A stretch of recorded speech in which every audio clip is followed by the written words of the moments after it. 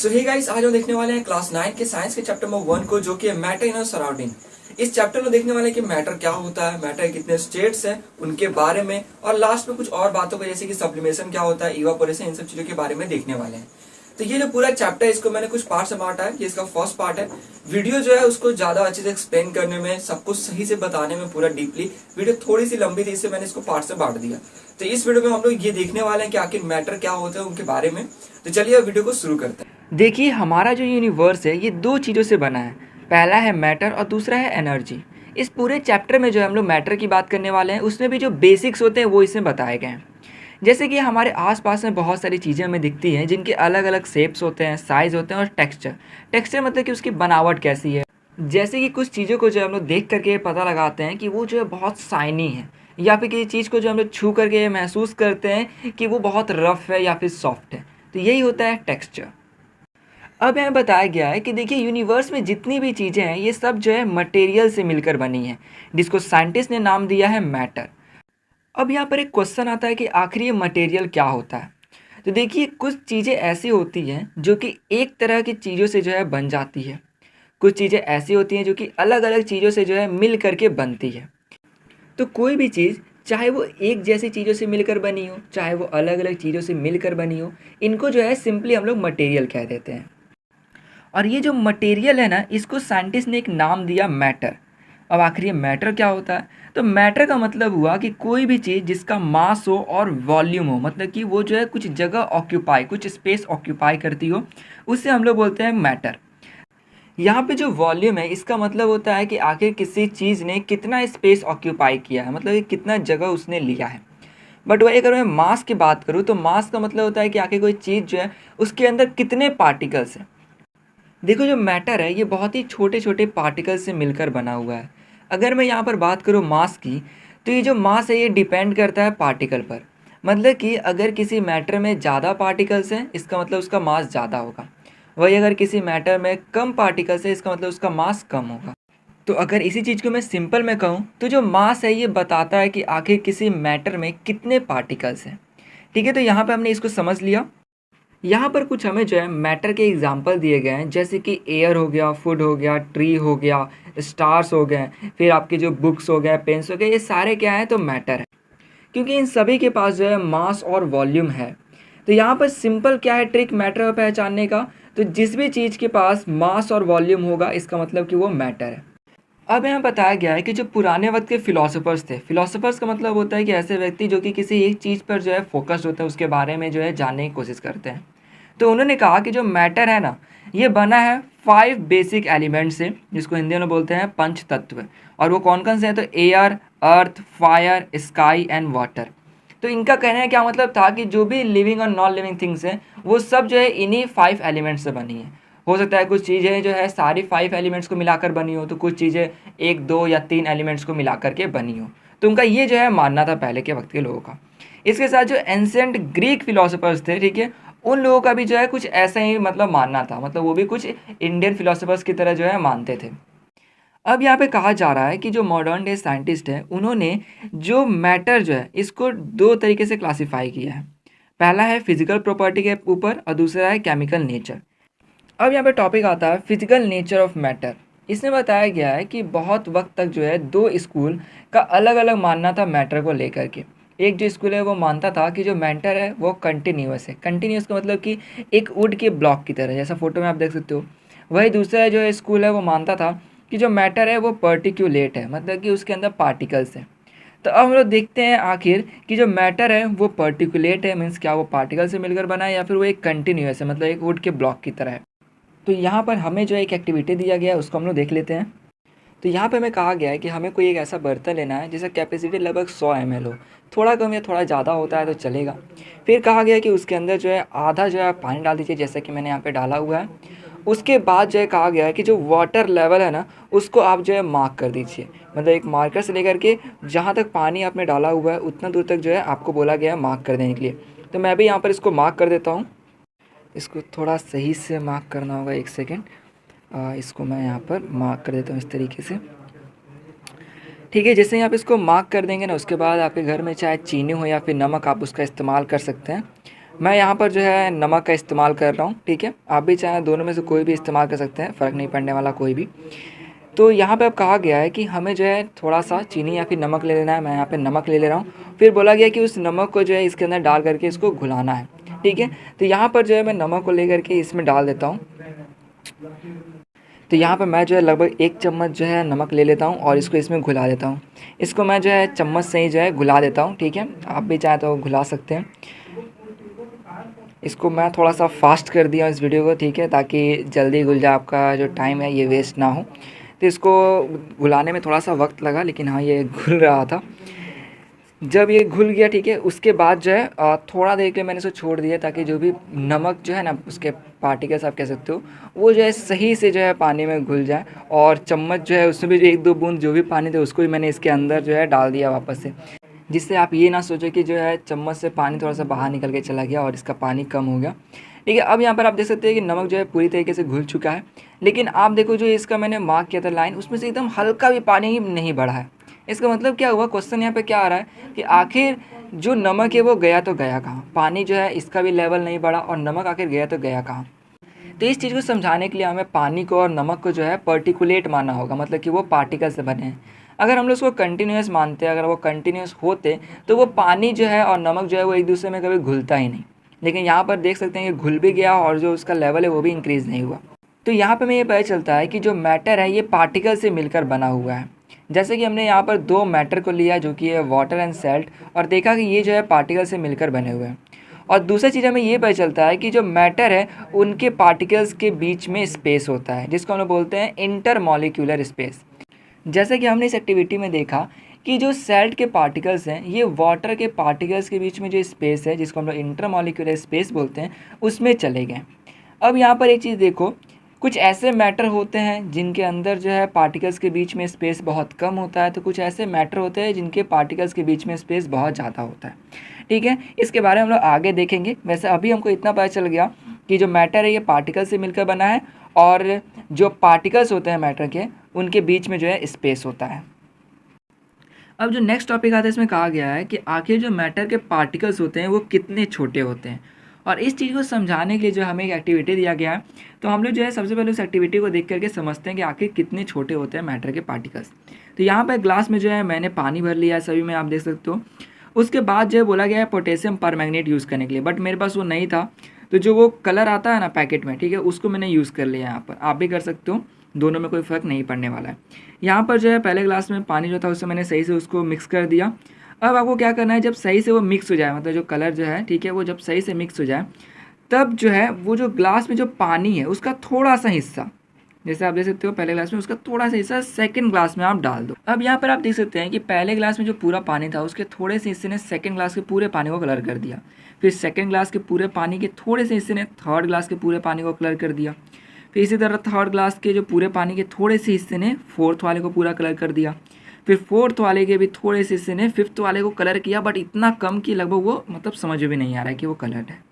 तो इससे हमें यहाँ पे 2 चीज़ पता चलता है। पहला ये कि जो मैंने कलर इस्तेमाल किया था, जो कि पहले पाउडर के फॉर्म में था, ठीक है, उसमें कितना ज़्यादा पार्टिकल्स थे कि उसने जो है सबको, उसके थोड़े से हिस्से ने जो है सेकंड वाले को पूरा जो है कलर कर दिया, फिर उसका भी थोड़े से हिस्से ने थर्ड। एक तरह आप देख सकते हो कि थोड़े थोड़े हिस्से ने भी जो है सबको थोड़ा थोड़ा कलर कर दिया।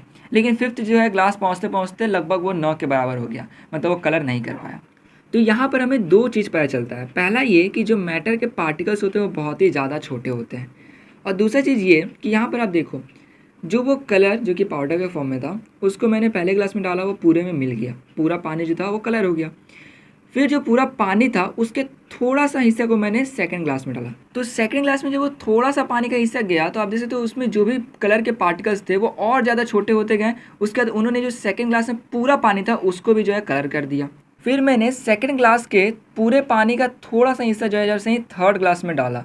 तो यहाँ पे जो थर्ड ग्लास है, ठीक है, उसमें जैसे ही वो पानी गया तो उस पानी में जो भी कलर के पार्टिकल्स थे वो और ज़्यादा छोटे होते गए और उनने थर्ड ग्लास के पूरे पानी को कलर कर दिया। और इसी तरह थर्ड ग्लास के पूरे पानी के थोड़े से हिस्से ने जो है फोर्थ ग्लास का जो पूरा पानी था उसको भी कलर कर दिया। लेकिन फोर्थ ग्लास का पूरा पानी का जो थोड़ा सा हिस्सा था वो फिफ्थ को जो है सही से कलर नहीं कर पाया एकदम, आप कह सकते हो। और ऐसा इसलिए हुआ कि देखो यहाँ पर जो कलर जो था वो और छोटे छोटे पार्टिकल्स में डिवाइड होते गया, जैसे ही वो सेकंड से थर्ड गया, थर्ड से फोर्थ क्लास में गया। लेकिन फोर्थ क्लास से फिफ्थ क्लास में जाने के बाद जो है वो अपने आप को और छोटे पार्टिकल्स में डिवाइड नहीं कर पाया।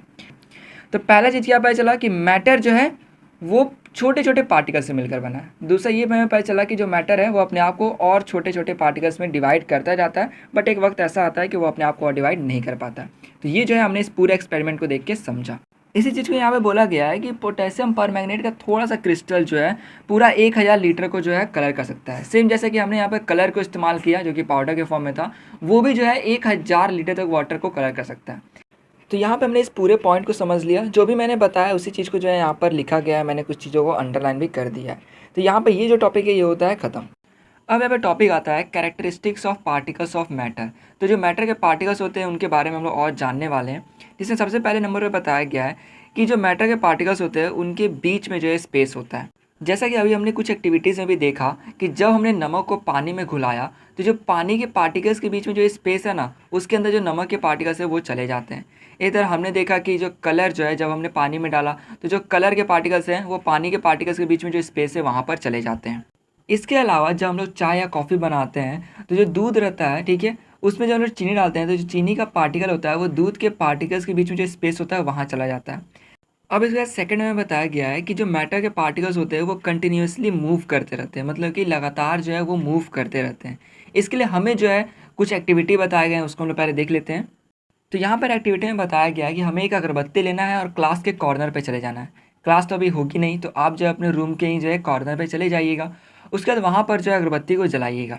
जलने के बाद जो आप उसे थोड़ी दूरी पे जाके खड़े हो जाइएगा, कुछ देर इंतजार कीजिएगा, आपको जो है उसकी स्मेल जो है आने लग जाएगी, मतलब थोड़ी ही सेकंड्स बाद जो आपको उसकी स्मेल आने लग जाएगी। तो आखिर ये क्यों हो रहा है?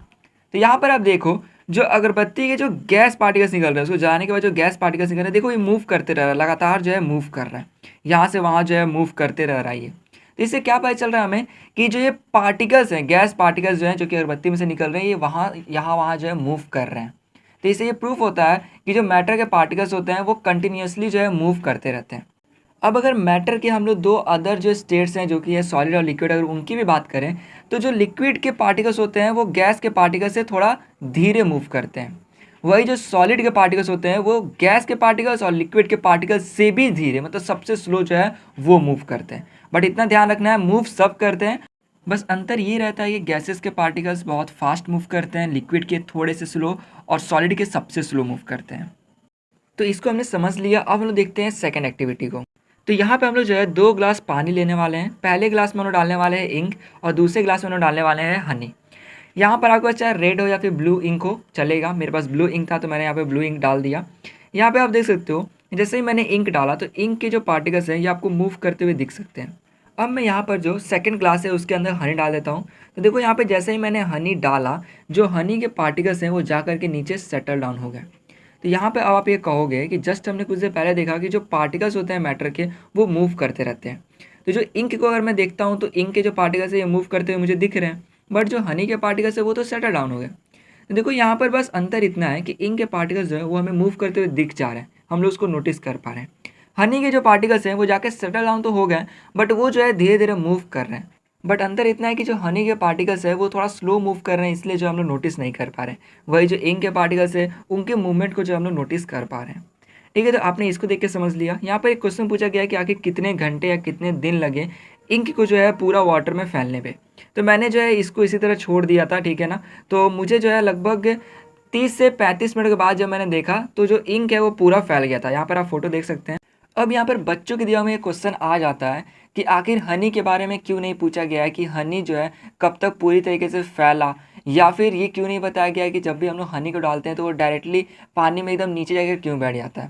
तो देखो यहाँ पर इस क्वेश्चन को इसलिए नहीं किया गया है क्योंकि ये जो है आपको आगे पढ़ना है, यहाँ पर आपको नहीं पढ़ना है और ये थोड़ा कॉम्प्लेक्स होता है। तो देखो मैं थोड़ा सा इसके बारे में बता सकता हूँ क्योंकि ये जो जानना है ना ये थोड़ा आपको 9th में ही जानना है इसके बारे में थोड़ा बहुत, लेकिन आगे के चैप्टर्स में जानना है और कुछ आगे के क्लासेस में भी जानना है। ठीक है, यहाँ पे जो क्वेश्चन है कि जो हनी है वो वाटर में सेटल डाउन क्यों हो जाता है, तो इसका आंसर ये है कि ये जो होता है ये डेंसिटी की वजह से होता है। देखो यहाँ पर जो हनी है उसका डेंसिटी वाटर से ज़्यादा है, इसको मैं एग्जांपल समझाता हूँ। जैसे मान लेते हैं दो रूम है जिनका शेप पूरा सेम है, उनका एरिया सब सेम है, ठीक है, दोनों मान लो एकदम सेम टू सेम रूम है।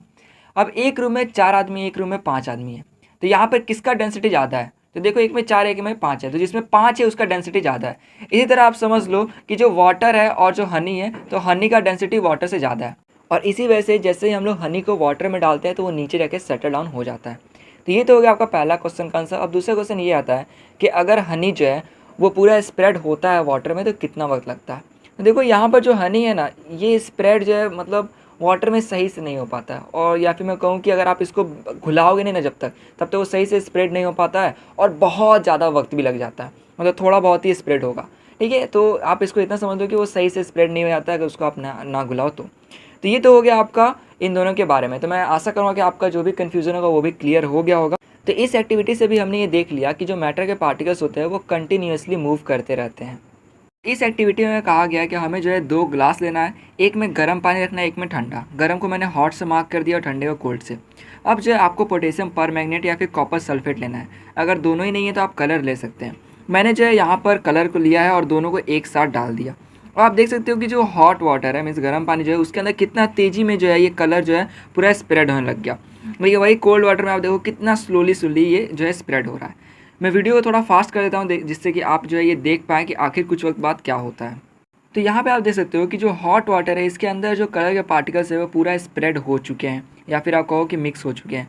वही जो कोल्ड वाटर इसमें देखो ये अब भी जो है धीरे धीरे जो है मतलब मिक्स हो ही रहा है। तो यहाँ पर मैं इसको थोड़ा पास से दिखा देता हूँ। देखिए हॉट वाटर में कलर के पार्टिकल मिक्स हो चुके हैं, बट कोल्ड वाटर को आप देख सकते हैं इसमें अभी ठीक से नहीं हुए हैं। हॉट वाटर देखिए और ये देखिए कोल्ड वाटर। तो यहाँ पर ऐसा क्यों होता है? क्यों हॉट वाटर में जो पार्टिकल्स है वो बहुत तेज़ी में मिक्स कर गए, बट कोल्ड वाटर जो है इसके अंदर आप देख सकते हो अब भी जो है सही से मिक्स नहीं किया है। तो इसके पीछे का रीज़न क्या है? तो आइए इसको देखते हैं। तो सबसे पहले हम लोग देखते हैं कि हमें जो है इन तीनों एक्टिविटीज़ से क्या बताया गया। तो हमें यहाँ पर बताया गया कि जो मैटर के पार्टिकल्स होते हैं वो कंटिन्यूसली मूव करते रहते हैं, और इसको हम लोग बोलते हैं काइनेटिक एनर्जी। मतलब कि अगर किसी चीज़ का जो पार्टिकल है वो तेज़ी में मूव कर रहा है तो हम लोग क्या बोलते हैं कि इस पार्टिकल का जो काइनेटिक एनर्जी है ये ज़्यादा है। वही अगर किसी चीज़ का पार्टिकल जो है जो कि स्लो मूव कर रहा है तो हम लोग बोलते हैं कि इस पार्टिकल का जो काइनेटिक एनर्जी है ये कम है। वही नीचे बताया गया है कि जब हम लोग टेम्परेचर किसी चीज़ का बढ़ाते हैं तो उसके जो पार्टिकल्स हैं वो तेज़ी में मूव करने लग जाते हैं। जैसे कि मैंने पानी को गर्म करना शुरू किया तो पानी के पार्टिकल्स जो हैं वो तेज़ी में मूव करना शुरू कर देते हैं। तो यहाँ पे हम कह सकते हैं कि जैसे ही टेम्परेचर बढ़ता है तो जो काइनेटिक एनर्जी होता है पार्टिकल्स का वो भी बढ़ जाता है। काइनेटिक एनर्जी पार्टिकल्स का बढ़ने का मतलब क्या हुआ कि पार्टिकल्स तेज़ी में मूव कर रहे हैं। एक चीज़ ध्यान देना, आप जो काइनेटिक एनर्जी के बारे में जितना मैंने बताया इसको एकदम अच्छे से याद ही कर लेना, क्योंकि ये सिर्फ इस चैप्टर में काम नहीं आने वाला, बल्कि आगे भी कुछ ऐसे चैप्टर हैं जिसके अंदर जो ये काम आने वाला है। सो हाँ, याद ज़रूर कर लेना। अब आगे से बताया गया है कि हमने जो भी 3 एक्टिविटीज़ देखी, ठीक है, उसके अंदर हमें पता चला कि जो पार्टिकल्स हैं ये इंटरमिक्स कर जा रहे हैं एक दूसरे में।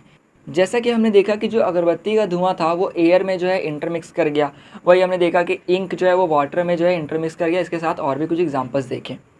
तो अगर मैं सिंपली कहूँ तो जब किसी एक मैटर के जो पार्टिकल्स होते हैं वो दूसरे मैटर के पार्टिकल्स के बीच में जो स्पेस होता है वहाँ पर चले जाते हैं, उसको हम बोलते हैं इंटरमिक्सिंग। जैसे देखो इंक के जो पार्टिकल्स थे वो वाटर के पार्टिकल्स के बीच में जो स्पेस था वहाँ पर वो चले गए, तो इसे हमने क्या कहा? इंटरमिक्सिंग। इस तरह और बहुत सारे जो इसके एग्जांपल्स होते हैं।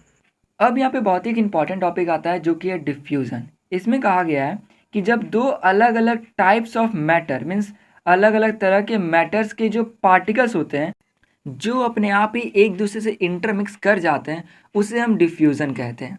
यहाँ पर ध्यान दीजिए, यहाँ पर बात की जा रही है टाइप्स ऑफ मैटर की, न कि स्टेट्स ऑफ मैटर। देखो स्टेट्स ऑफ मैटर में हो जाता है सॉलिड, लिक्विड और गैस, लेकिन टाइप्स ऑफ मैटर इससे थोड़ा अलग है। जैसे देखिए अगर एक जगह दूध और एक जगह पानी है तो दोनों का स्टेट क्या है? दोनों ही लिक्विड है, बट इनका टाइप अलग अलग है। एक दूध है तो एक पानी है, दोनों ही एक दूसरे से अलग है। तो ये आपका क्लियर हो गया होगा। वापस से मैं डिफ्यूज़न के बारे में बता देता हूँ। जब 2 अलग अलग टाइप्स ऑफ मैटर के जो पार्टिकल्स होते हैं वो खुद ब खुद जो है इंटरमिक्स कर जाते हैं तब हम उसे क्या कहते हैं? डिफ्यूज़न। जैसे पानी में इंक डालना, ठीक है, या फिर एयर में जो है परफ्यूम छिड़कना, तो ये सब क्या है? तो ये सब डिफ्यूज़न है। अब मैं ऐसे एग्जांपल देता हूँ जहाँ पर डिफ्यूज़न नहीं होते हैं। जैसे मैं आपको बोलता हूँ कि एक पेन है और एक बुक है, मैंने पेन और बुक को जो है एक साथ रख दिया, तो क्या उन दोनों के पार्टिकल्स एक दूसरे में इंटरमिक्स होंगे? तो नहीं होंगे। जैसा हम देखते हैं इंटरमिक्स नहीं होते हैं, तो ये डिफ्यूज़न नहीं हुआ। तो यहाँ तक जो है मैंने डिफ्यूज़न के बारे में आपको पूरा डिटेल में बता दिया है, और इस तरीके से आपका डिफ्यूज़न के बारे में जो है पूरा कॉन्सेप्ट क्लियर हो गया होगा। अब यहाँ पे कहा जा रहा है कि जब किसी चीज़ को गर्म किया जाता है तो जो डिफ्यूज़न होता है ना वो और ज़्यादा तेज़ हो जाता है। जैसा कि हमने जस्ट एक्टिविटी में देखा था, और यहाँ पर आप देख सकते हैं कि ये जो गर्म पानी है, मतलब जिस पानी को गर्म किया गया है, ठीक है, उसमें देखिए डिफ्यूज़न कितना तेज़ी में हो रहा है। वही ठंडे पानी में डिफ्यूज़न जो है उतना तेज़ी में नहीं हो पा रहा है। तो यही चीज़ है कि यहाँ बताया गया है कि जब किसी चीज़ को गर्म किया जाता है तो डिफ्यूज़न जो है एकदम तेज़ी में होने लग जाता है। अब यहाँ पे क्वेश्चन आता है कि आखिर किसी चीज़ को गर्म करने पे उसका डिफ्यूज़न कैसे बढ़ जाता है? तो देखिए अभी हमने जस्ट देखा था कि अगर किसी चीज़ का टेम्परेचर हम बढ़ाते हैं, जैसे कि पानी का टेम्परेचर हमने बढ़ाया, मतलब कि उसको हमने गर्म किया, तो जो उसके पार्टिकल्स होते हैं वो तेज़ी में मूव करने लग जाते हैं, जिसको हम लोग ये भी कहते हैं कि जो काइनेटिक एनर्जी है पार्टिकल्स का वो इंक्रीज़ हो गया है। सिंपली कहो तो पार्टिकल्स जो है वो तेज़ी में मूव कर रहे हैं। तो जब हम लोग पानी को गर्म करते हैं तो उसके पार्टिकल्स जो है वो और तेज़ी में मूव करने लग जाते हैं। जैसे कि मान लो कि जो मेरे पास पानी है, मैंने उसको गर्म किया, तो जैसे ही मैंने उसको गर्म किया तो जो पानी के पार्टिकल्स हैं वो पहले से तेज़ी में मूव करने लग गए, क्योंकि टेम्परेचर बढ़ गया, और टेम्परेचर बढ़ने पे क्या होता है, तो पार्टिकल्स और तेज़ी में मूव करने लग जाते हैं। तो यहाँ पे जो पार्टिकल्स तेज़ी में मूव करने लग गए, अब इसके अंदर अगर मैं इंक डालता हूँ या फिर कोई ऐसी चीज़ डालता हूँ जो उसके अंदर डिफ्यूज़ हो जाए, ठीक है, तो होगा इससे ये कि मान लो मैं इंक को डालता हूँ वाटर में, तो देखो वाटर के पार्टिकल्स जो है वो पहले से बहुत तेज़ हैं। तो इससे होगा यहाँ पर कि जैसे ही मैं इंक को डालूंगा तो इंक के जो पार्टिकल्स हैं वो बहुत तेज़ी में जो है, मतलब जो वाटर के पार्टिकल्स के बीच में जो स्पेस है वहाँ पर जाने लग जाएंगे, मतलब तेज़ी में मिक्स होने लग जाएंगे। और मिक्स क्यों हो रहे हैं तेज़ी में? क्योंकि वाटर के पार्टिकल्स जो है वो बहुत तेज़ी में मूव कर रहे हैं। इस वजह से जो इंक के पार्टिकल्स है और वाटर के पार्टिकल्स है वो एक दूसरे में तेज़ी में जो है मिक्स हो पा रहे हैं, इसलिए यहाँ पर जो डिफ्यूज़न है वो इतना तेज़ी में हो पा रहा है। तो मैं आशा करूँगा आपको ये भी पता चल गया कि आखिर किसी चीज़ को गर्म करने पे डिफ्यूज़न क्यों तेज़ हो जाता है। इस वीडियो में सिर्फ इतना ही। आशा करूँ आपको वीडियो अच्छी लगी हो। वीडियो अच्छी लगी तो प्लीज़ लाइक कर दे, दोस्तों को शेयर कर दे, और चैनल को सब्सक्राइब करना बिल्कुल भी ना भूलें। तो मिलते हैं इसके अब सेकंड पार्ट में।